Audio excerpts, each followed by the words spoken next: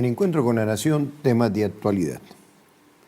Y Colombia, un país de vocaciones, vocación andina, vocación de la Orinoquía, Amazonía, vocación del Caribe. Es un país de 13 fronteras, pero hay una que es importantísima, es la que tiene que ver con el Océano Pacífico colombiano, 393.988 kilómetros cuadrados. Y Colombia está en ese proceso de ingresar a ese selecto grupo por donde se mueve el 60% de la economía, la cooperación Asia-Pacífico, cooperación económica Asia-Pacífica. Y nuestro invitado del día de hoy, uno de nuestros invitados del día de hoy, el profesor y diplomático Han Chi-Chen de Taiwán. Las relaciones, ¿cómo ve usted esa dinámica, esa conectividad geosocioeconómica entre Taiwán y Colombia y el papel que su país puede jugar para que Colombia sea aceptado en este selecto grupo? Bueno, decimos siempre que el Atlántico es el mar de ayer y el mar de futuro prácticamente, evidentemente es el mar de Pacífico, porque allá está moviendo el mayor comercio en el mundo. Hoy en día Taiwán es el 21 economía mundial y Colombia siendo el tercer economía a nivel latinoamericano, debe haber una más estrecho intercambio, que todavía no se da, y eso es hacia donde vamos a trabajar y a luchar y a desarrollar. Doctor Rubén Darío Lizarralde ha sido viceministro de Desarrollo, ministro de Agricultura y es hombre con vocación pacífico. Es del Valle del Cauca, la importancia de que Colombia esté en la PEC. Pues el estar en la PEC, como lo dice el embajador, es el estar en el futuro. De hecho, fíjense que Chile, que era un país que miraba comercialmente mucho más hacia Estados Unidos, a finales de los años 80 tuvo un problema con una exportación de frutas a los Estados Unidos y les cerraron las puertas en Estados Unidos. Apareció en alguna uva cianuro, no sé por qué, y no volvieron a importar fruta durante muchos meses a los Estados Unidos desde Chile. ¿Qué hizo Chile? ¿Se puso a llorar? ¿Se cruzó de brazos? No. Inmediatamente miró hacia el frente y el frente de ellos era el Asia y se fue a conocer y a conquistar el mercado asiático. Y esa conquista del mercado asiático lo llevó a que hoy la economía chilena sea una de las economías más prósperas, más estables y más visionarias de América Latina. Entonces es muy importante, muy interesante, por ejemplo, para Colombia, que tiene un Pacífico biodiverso, muy rico en biodiversidad, pero muy pobre económicamente. Es muy importante que en esta alianza del Pacífico, con Chile, con Perú y con México, le enseñen estos países que llegaron primero al Asia que Colombia, le enseñen a llegar a Colombia, a aprovechar el mercado asiático y nos permita a nosotros tener una economía mucho más diversificada, mucho más posibilidades de nuevos mercados, que eso le servirá mucho para el desarrollo agroindustrial del país. Embajador, dice el exministro Rubén Darío Lizarralde, describe la importancia que para estos países del continente tiene la PEC y acaba de hablar de una parte más importante todavía, que es la parte ecoambiental. Y le voy a describir lo que es el Pacífico nuestro. 1.300 kilómetros de costas. Fuera de eso tiene un pulmón inmenso como es el departamento del Chocó, 48.373 kilómetros, que si usted le suma a Risaralda, hacemos una Costa Rica. O sea, llegamos a los 52.000 kilómetros. Exactamente. Pero, ¿cuál es cómo Taiwán pudiera liderar ese proceso para que Colombia sea aceptado en la PEC?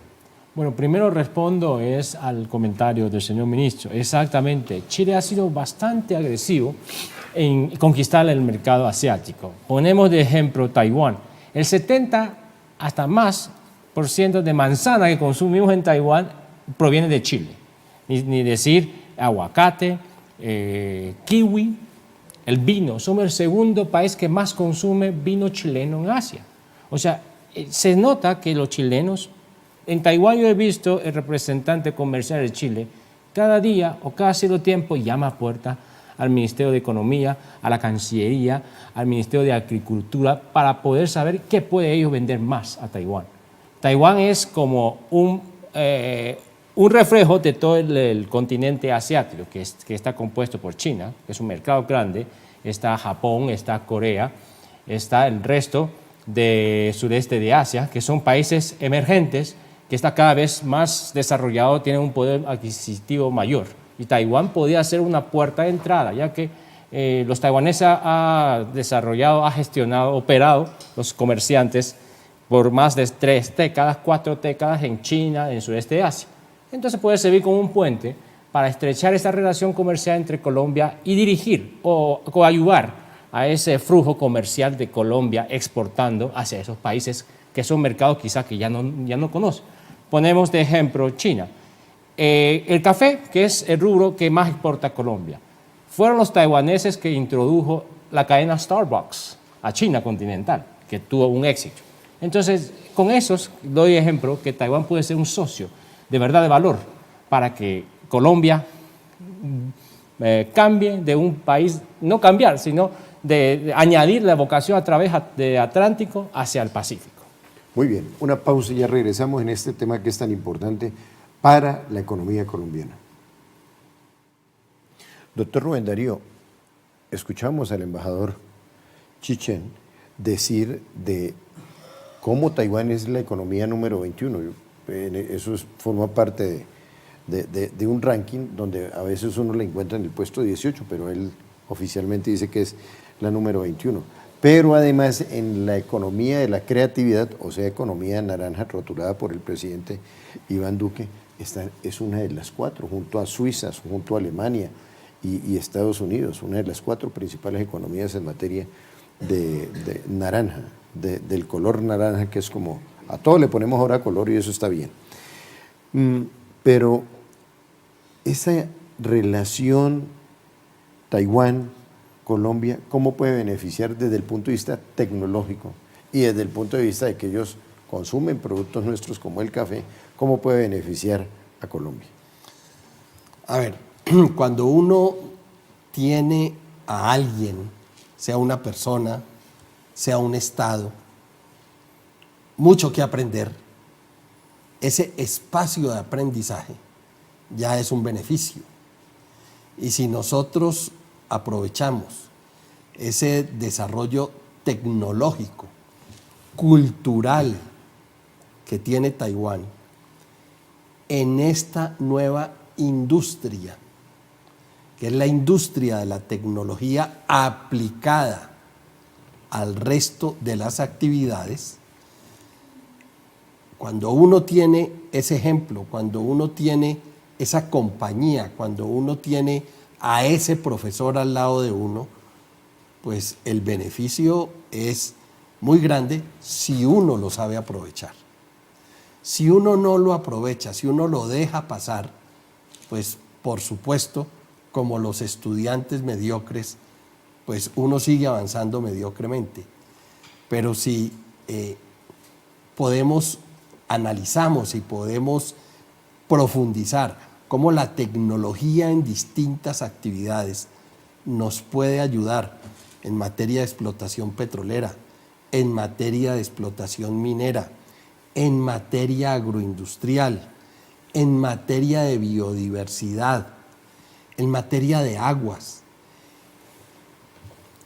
en el complemento de la tecnología en todos estos sectores, para nosotros podría ser extraordinariamente importante, y por supuesto que lo que de ahí surja, que además va a surgir con mucho más competitividad, pues le puede servir también al mercado taiwanés, porque el mercado taiwanés no mira solamente el mercado de él mismo y sus habitantes.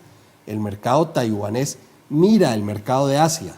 Ellos tienen una visión global, la han tenido siempre como isla, y por la situación sociopolítica que han tenido, eso los ha obligado no a ser introspectivos, sino extrovertidos en todos los aspectos y en todos los sentidos. Y entonces esa capacidad que ellos tienen de llegar a muchas partes la podemos utilizar nosotros si profundizamos la relación Colombia-Taiwán. Embajador Sí. Han Chichén, usted ha sido motivo de invitación por el sector económico del departamento del Tolima, un excelente foro liderado por el presidente de Confatolima, Nelson Orbey Quintero Melo. Va a venir un grupo de empresarios tolimenses Sí. a reunirse con usted en estos días. Y coloco solamente un departamento, pero también pudiera colocar otro departamento como el departamento del Quindío, donde también usted fue motivo de invitación, y principalmente los empresarios quedaron muy motivados en establecer este tipo de relaciones. Pero en concreto, ¿qué hay en este campo de ese tipo de reuniones que se genera? Sé que, por ejemplo, los taiwaneses están muy motivados, y gracias, están muy motivados por consumir café tolimense. Ese café de Líbano, de Santa Isabel, de Anzoátegui, de Falan, Palo Cabildo, Casabianca, Fresno, por el norte, y los del sur deben estar protestando porque no lo hemos mencionado, Planada, Río Blanco y San Antonio. Bueno, yo creo que podemos entrar siempre por el rubro de café. Café es el producto emblemático de Colombia, y Taiwán cada vez está teniendo un mayor consumo. Además de café común, Taiwán es uno de los 4 países que más consume el café fino, que el libra de grano verde puede costar hasta 15 a 20 dólares. Es un café, y aquí ha avanzado mucho en este café fino. Entonces entramos por esta parte que es más fácil, que ya tiene un canal, y estamos viendo también otros productos agrícolas que puede ser para el mercado taiwanés de mucho interés y atractivo. En el caso de Colombia vemos, por ejemplo, el aguacate, y también la carne de res es un rubro que hay mucho potencial.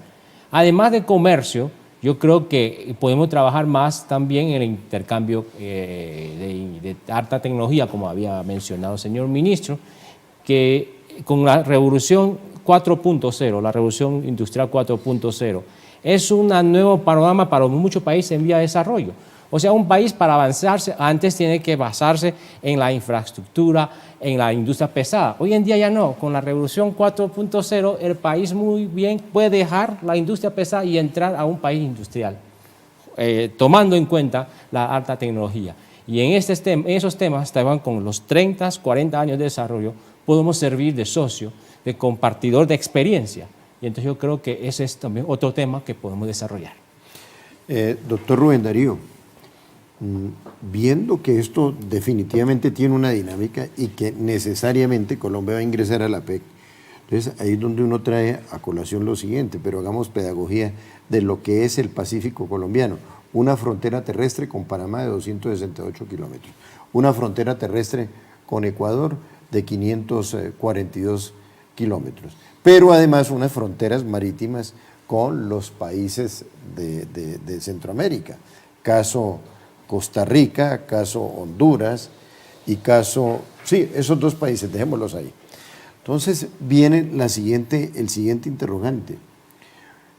Dependemos del puerto de Buenaventura, pero hay en perspectiva el poner a funcionar el puerto de Tribugá, ahí en el Chocó, que entre otras nos serviría de conectante por la cercanía con el otro puerto que necesariamente tenemos que construir, como es el de Taraná, ahí en el Mar Caribe. Es necesario hoy, dada esa dinámica de vincularnos más al Pacífico, de poner en funcionamiento el puerto de Tribugá. Ahora, del puerto de Tribugá se ha venido hablando mucho a raíz del Plan Nacional de Desarrollo, a pesar de que ahí específicamente no se determina que ese es el puerto sobre el cual se debe trabajar en el Pacífico. Pero es que Tribugá es una perspectiva de puerto casi de hace 50 años. Hay mucha gente, muchos ingenieros, muchos científicos que estuvieron y han venido trabajando sobre las posibilidades que se generarían para el país si el puerto de Tribugá se estableciera.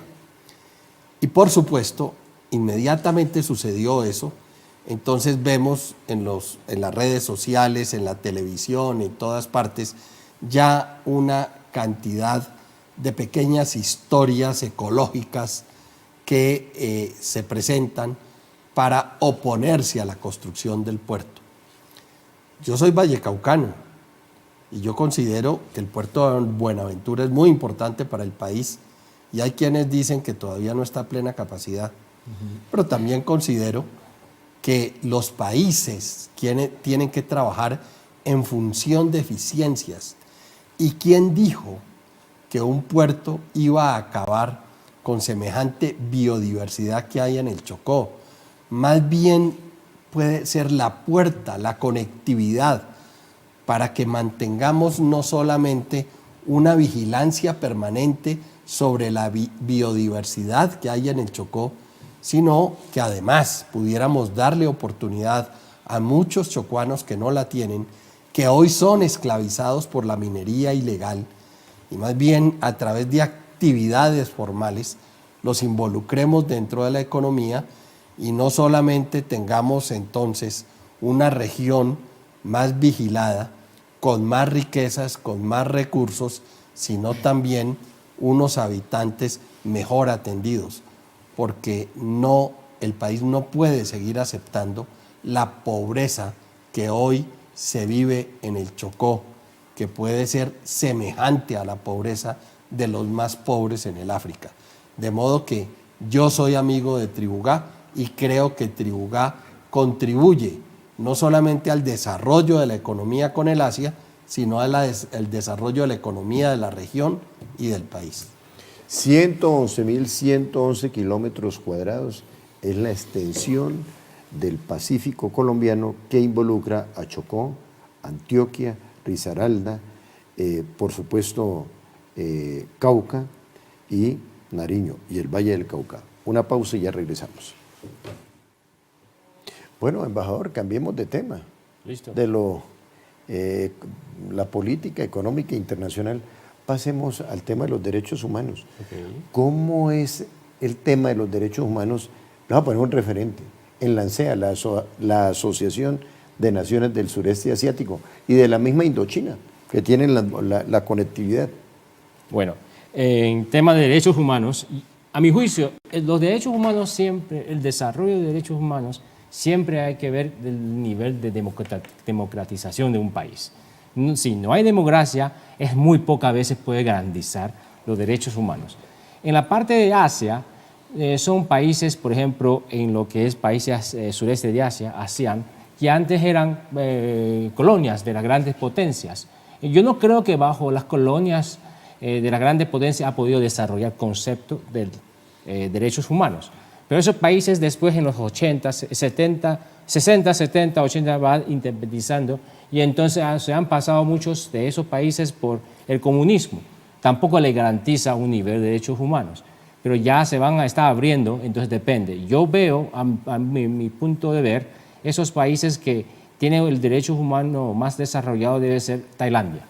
En este caso, que Tailandia ha sido un reino y no ha sido ocupado por ninguna colonia y es un país más pacífico y tiene una democracia cada vez más consolidada. Y también el caso de Singapur. Singapur todavía depende mucho de una de un régimen autoritario, pero con elecciones. Pero como es un país más avanzado en todos niveles, claro que en los indicadores de derechos humanos también lo acompaña en un nivel bastante desarrollado. Y más bien como Filipinas, que es un país democrático de historia, pero como ha habido bastante cambios o golpe de Estado o dictadura, pero yo creo que la democracia está radicada en el concepto de los filipinos, entonces los derechos humanos también están desarrollando. En Asia, prácticamente, esos países de ASEAN son países, yo no sé cómo lo calificarían las Naciones Unidas, pero no lo consideran todavía como un país pleno de derechos humanos. ¿Y Malasia y Brunei? Brunei está muy atrasado esta vez, que aprobaron la ley muy ortodoxo del Islam. En Malasia sí, Malasia es un país musulmán, pero muy abierto. Doctor Rubén Darío, yo pues, que le he hecho seguimiento desde el siglo pasado, usted es un declarado admirador de Antonio Nariño y Álvarez del Casal. Antonio Amador Nariño y Álvarez del Casal. La importancia de este hombre en materia de la aplicación de los derechos humanos, no solamente en Colombia, sino en el entorno. Hay que hablar de Panamá, Colombia, Perú, Ecuador, Bolivia. Bueno, él fue el precursor. Él fue el que reeditó los derechos del hombre. Los trajo de Europa, los trajo de Francia y trabajó precisamente por lo que el embajador planteaba, por el establecimiento de una democracia, aunque en esa época se hablaba de una democracia monárquica, seguidora del rey, pero una democracia independiente, donde quienes eran elegidos eran los criollos que estaban en esta región y solamente podría haber, según el planteamiento de la época, un representante del rey, pero definitivamente no más colonia. Y eso fue lo que hizo que en América se empezara a trabajar por la independencia tan prontamente, pero fue Antonio Nariño el precursor, el visionario, el hombre, el intelectual de ese proceso y de esos movimientos políticos sociales de la época. Definitivamente, en estos momentos es muy importante que nosotros retomemos la historia, para que retomando la historia, retomemos lo que nuestros precursores pretendían: educación plena, justicia. Con educación y con justicia y con democracia podemos tener mucho más fácilmente aplicación de derechos humanos en nuestros territorios. En la medida en que la educación sea precaria, que la justicia pierda su norte, pues no es fácil garantizar en un país el cumplimiento de esos derechos humanos.